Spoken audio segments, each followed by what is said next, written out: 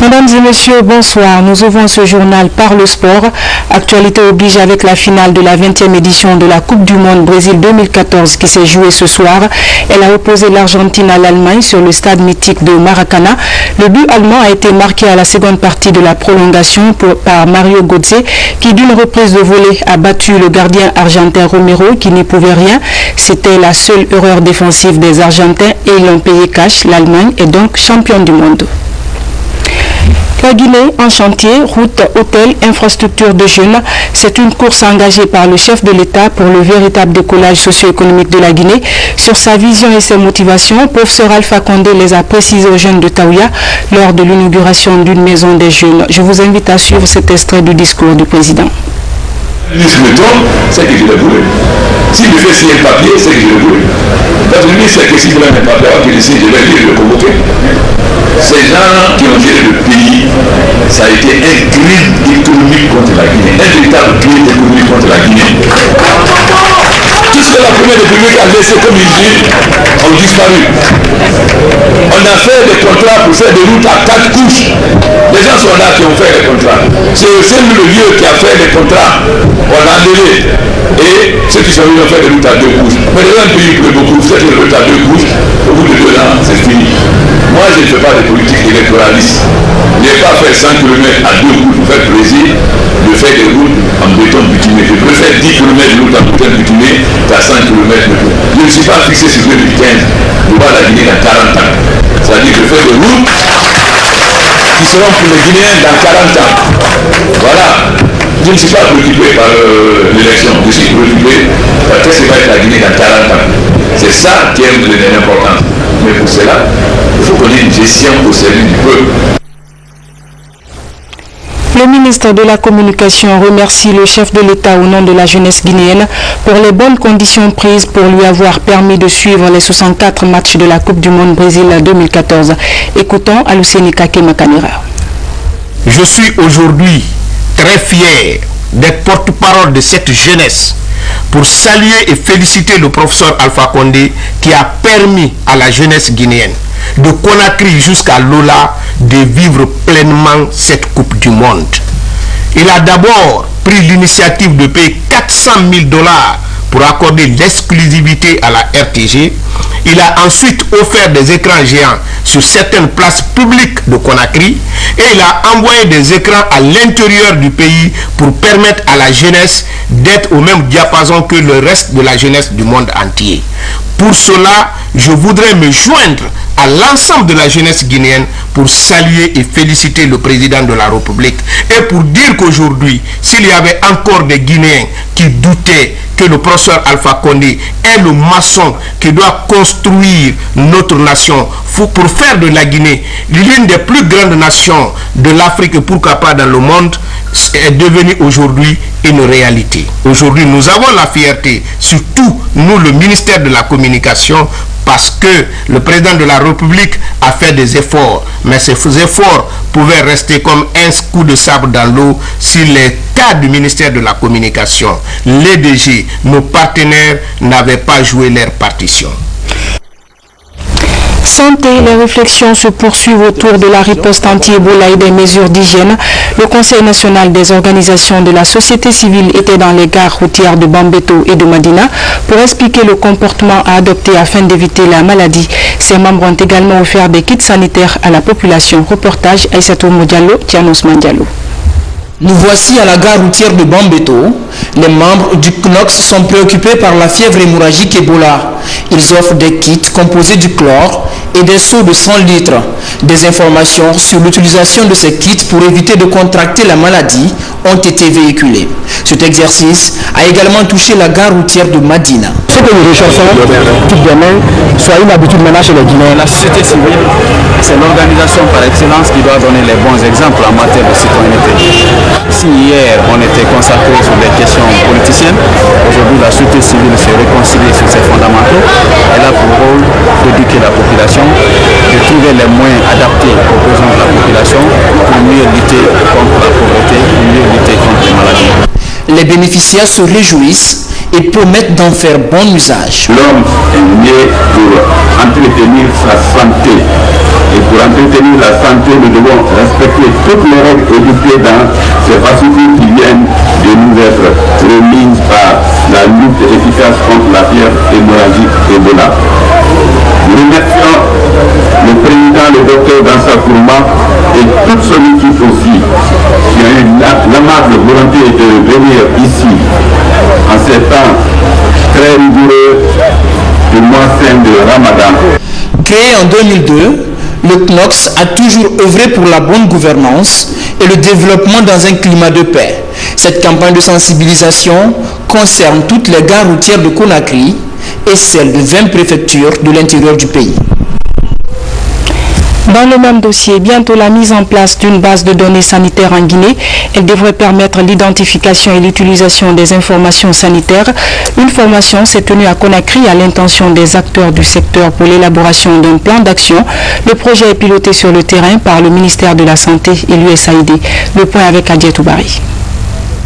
La maîtrise des données sanitaires et leur utilisation demeure un point essentiel pour améliorer les programmes de santé.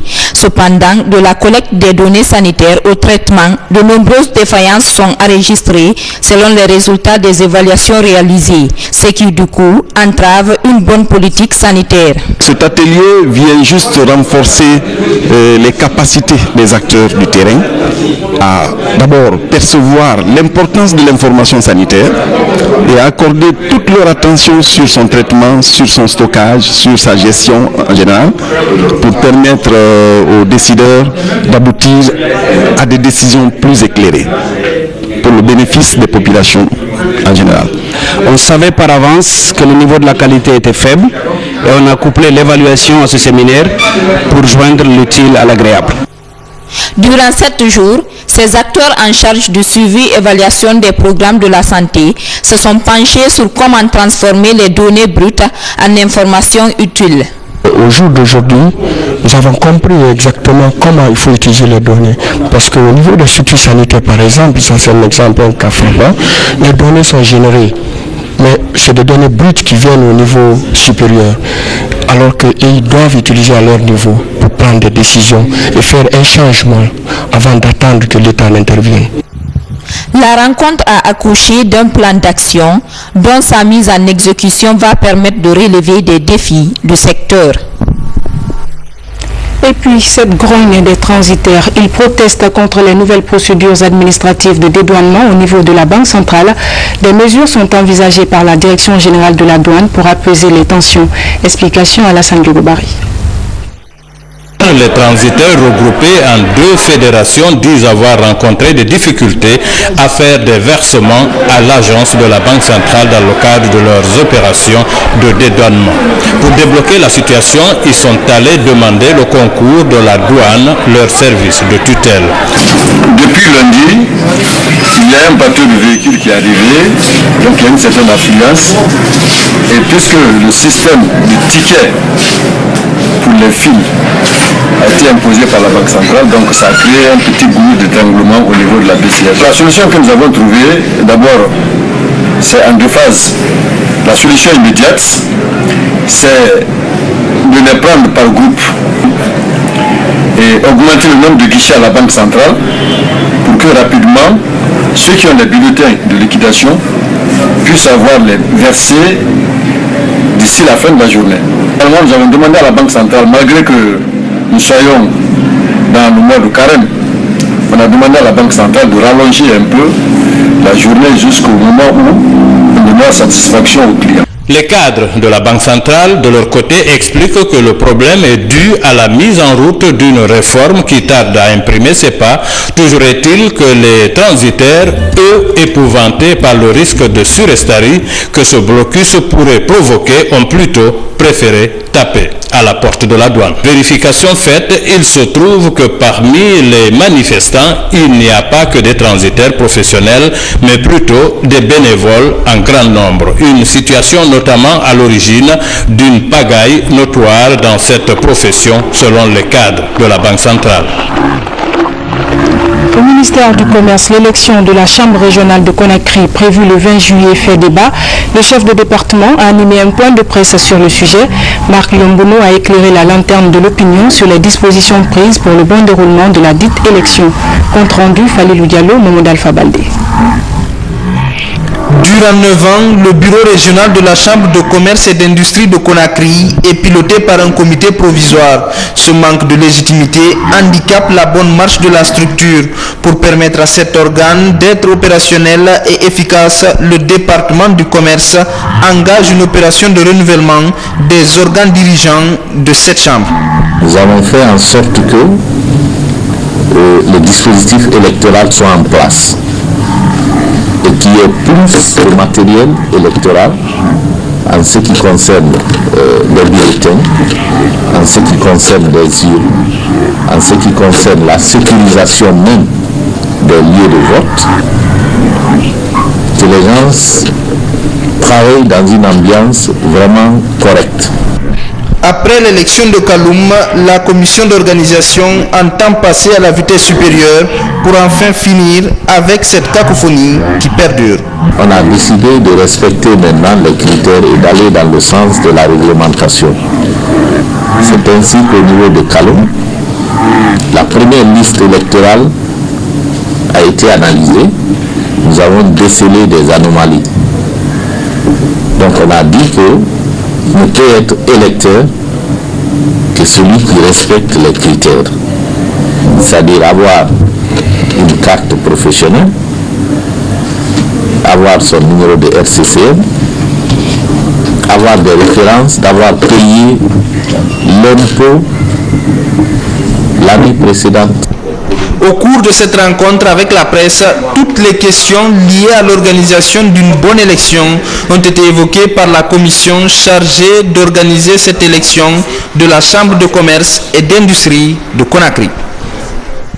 Et puis ce communiqué du gouvernement avant de poursuivre cette édition, dans le cadre de l'application du protocole d'accord signé le 12 mai 2014 entre le mouvement syndical et le gouvernement en son point 10 concernant le désintéressement des travailleurs de la Sotelgui et conformément à la loi, le gouvernement a pris les dispositions nécessaires à l'application du plan social. Nous informons l'ensemble des travailleurs de la Sotelgui que pour des raisons techniques, les opérations de règlement des droits qui devraient démarrer le jeudi 10 juillet 2014 auront effectivement lieu le lundi 14 juillet au jeudi 17 juillet 2014 pour les travailleurs non permanents de Conakry, contractuels et temporaires, et pour les travailleurs permanents de Conakry du vendredi 18 au mardi 22 juillet 2014. Il est à rappeler que les paiements seront effectués à la Paillerie générale du Trésor sur présentation des documents officiels établis par l'Inspection générale du travail, d'une carte d'identité valide et de toute autre pièce pouvant faciliter leur identification. Pour les travailleurs en poste à l'intérieur du pays, des missions mixtes se rendront dans les principales agences régionales selon un planning qui sera rendu public dès le 15 juillet 2014. Le gouvernement sait compter sur votre bonne compréhension afin que ces opérations se déroulent dans les meilleures conditions. Ont signé Oye Guilavogui, ministre d'État chargé des postes et télécommunications, Albert Damantan Camara, ministre de l'enseignement technique et de la formation professionnelle, de l'emploi et du travail, porte-parole du gouvernement. Une nouvelle gare routière pour le syndicat national indépendant des transporteurs routiers et mécaniques général de Guinée. Elle se trouve dans la commune de Matoto, à l'opposé du Grand Marché. L'infrastructure devra faciliter le déplacement des populations vers les villes de l'intérieur du pays. Reportage Komara Moussa. C'est la nouvelle gare routière du syndicat national indépendant des transporteurs routiers et mécaniques général de Guinée à Conakry. Elle est située à l'opposé de la station du Grand Marché de Matoto. Le but de sa création, faciliter le déplacement des populations vers les villes de l'intérieur du pays tout en développant le secteur des transports à l'image des autres pays de la sous-région. Elle doit être la énième gare routière du syndicat indépendant après notre installation à l'intérieur du pays, Zérekoré jusqu'à Bokeh, jusqu'à Kindia, Mamou, ainsi de suite. Elle doit être la énième. C'est la première à Conakry et peut-être dans les jours qui suivent, nous y serons à Ratoma et à Matam. Et à travers la concurrence qu'on peut développer le pays, le transport est monopolisé dans ce pays. C'est géré par les individus. Nous voulons maintenant que tous les Guinéens, tous les gros transporteurs, des bons citoyens qui ont les moyens, créent leur voiture comme les autres pays. À peine ouverte, les passagers en partance pour Cancan se bousculent pour prendre les tickets à un prix qui défie toute concurrence. Aujourd'hui, ce matin, on est content de l'arrivée de car là. Et je vois aussi cette car veut faire la mission de professeur Alpha Condé. Car dans ce qu'il dit, il dit ensemble changeons la Guinée. Donc le syndicat indépendant est prêt aujourd'hui de changer aussi leur côté. Le véhicule là, il va à Cancan 100 000, à Syrie 120 000. Mardi, mercredi et vendredi sont les jours retenus pour le voyage des villes de l'intérieur du pays. Le syndicat national indépendant des transporteurs routiers et mécaniques généraux de Guinée promet de répondre aux soucis de la population. En grande place figure le coût du transport routier guinéen. Dans la foulée, le syndicat national des employés de maison a tenu son congrès. Affilié à l'Organisation nationale des syndicats libres de Guinée, cette corporation réclame la ratification de la Convention 189 qui défend le travail décent des domestiques de Guinée. À l'issue des travaux, un bureau exécutif a été élu. Safiatou Kondé. Maintenant affilié à l'Organisation nationale des syndicats libres de Guinée, le syndicat national des employés de maison a aujourd'hui élu son bureau exécutif lors de ce congrès. Je pense qu'avec notre équipe qui vient d'être élue, nous allons continuer la défense de ces travailleurs domestiques et de les former parce que c'est bon d'être défendu, mais il faut encore accomplir son travail. Plus de 1000 employés de maison sont enregistrés, organisés et syndiqués à travers la capitale dans le but de défendre leurs intérêts. Pas du tout facile, on travaille durement.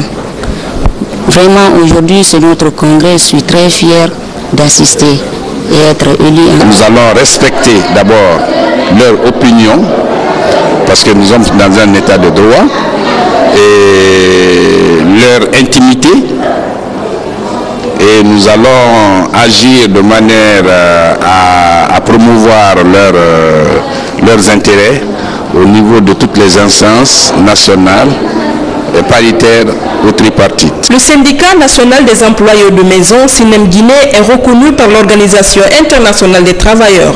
Il souhaite la ratification dans les meilleurs délais de la Convention 189 sur les travailleurs domestiques. Une convention déjà en étude au Parlement guinéen. Et puis, volet humanitaire dans ce journal, le ministère de l'Action sociale et le Programme alimentaire mondial apportent des vivres aux travailleurs de l'usine de Fria. Le geste vient soulager de nombreux ménages dans la cité des Alumines en cette période du mois saint de Ramadan. Reportage Mohamed de Camara. Fria, la cité de l'Alumine où le temps semble s'arrêter depuis 2 ans avec l'arrêt de l'usine en 2012. Les assistances humanitaires sont souvent dirigées vers cette ville. C'est pour soulager ces travailleurs et leurs familles en ce mois saint de Ramadan que le gouvernement et ses partenaires apportent cette haute assistance alimentaire d'urgence. Nous, les bénéficiaires de Roussal Frigia, EMF, de la sous-traitance, nous cesserons de prier toujours pour vous en ce mois saint de Ramadan. Au PAM, qui a réagi rapidement avec célérité à votre demande, nous adressons nos sincères remerciements et nos sentiments de reconnaissance infinie. Ce don alimentaire du PAM d'une valeur de 60 000 $ américains est composé de 110 tonnes de vivres destinés à 1600 ménages. La présente don, au total de 110 tonnes de vivres aux 8000 bénéficiaires, soit 1600 ménages, à travers des rations composées de riz, d'huile végétale, de petits pois et du sel. Cette quantité permettra aux ménages de couvrir en période de 30 jours des besoins alimentaires.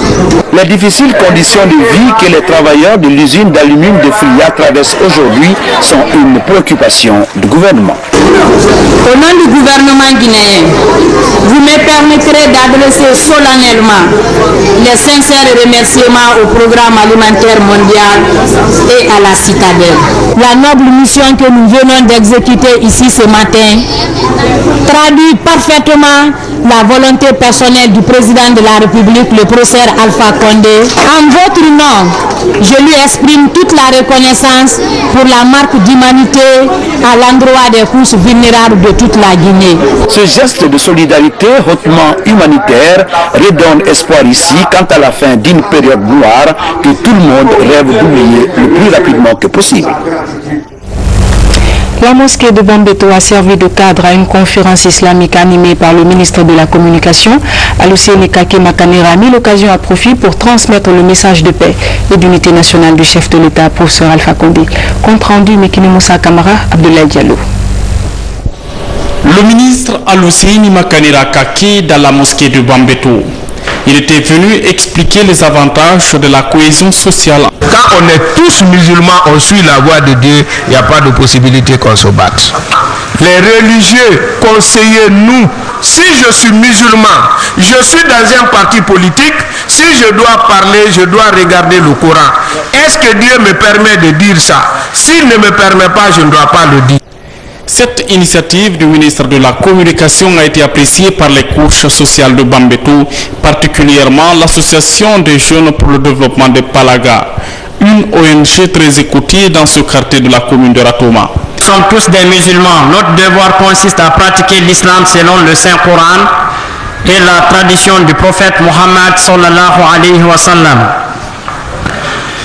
De connaître les caractères des compagnons afin de les imiter pour que nous vivons en paix en ayant la paix du cœur dans ce monde ici-bas et le paradis à l'au-delà. Plusieurs organisations juvéniles du quartier Bambeto émettent le souhait de voir se renforcer de telles initiatives. Religion toujours avec cette cérémonie de lecture du Saint-Coran initiée par le COBAG, Comité d'orientation de la Basse-Guinée. Ils ont prié pour la réussite des actions du gouvernement, mais aussi pour le renforcement de la cohésion sociale entre Guinéens. Mekini Moussa Kamara, Abdul Karim Kamara.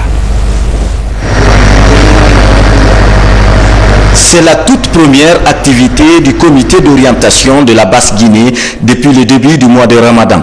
L'initiative concourt à formuler des bénédictions en faveur des actions du pouvoir exécutif. En clair, les responsables du COBAG souhaitent voir une Guinée unie et prospère. C'est tout juste prier pour le gouvernement en place avec son chef de gouvernement, Mohamed Saïd Fofana, et le président de la République, chef de l'État, le professeur Alpha Condé, que leur programme soit vraiment réalisé. Les réalisations qui sont en cours, parlons de Garfili, parlons de Kaleta et la jeunesse, le chemin de fer qu'il a évoqué pour les enfants.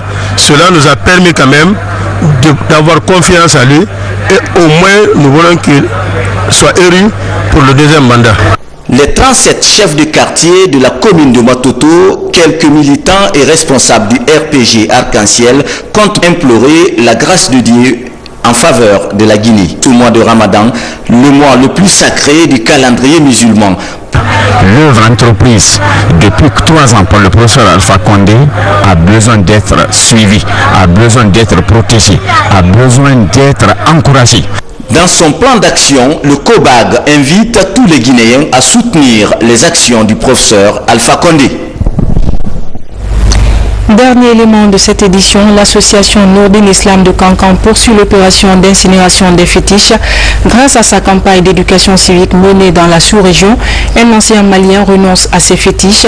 À travers cet acte, Sigi Kamara embrasse définitivement la religion musulmane. Reportage en Soumantoumani Kamara. Sigi Kamara, enseignant de carrière. Parallèlement à ce métier, ce père de famille est aussi maître des forces occultes. À cause de ses fétiches, il passe pour le plus craint de la commune de Karan, cercle de Kangaba. Durant 14 ans, il ne s'est pas acquitté de l'un des 5 piliers de l'islam, la prière.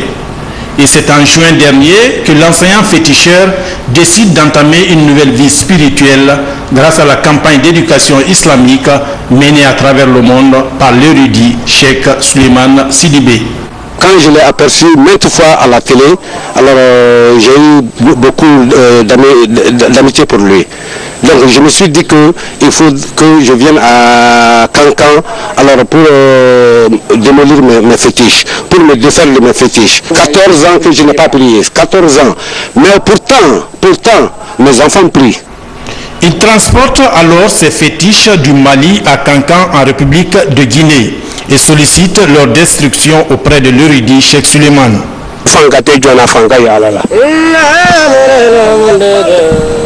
Ces jours enregistrent l'une des manifestations de la gloire d'Allah. Moi qui détruis ces fétiches n'est que poussière. Seul Dieu est capable et qu'il éclaire le chemin de cet homme converti.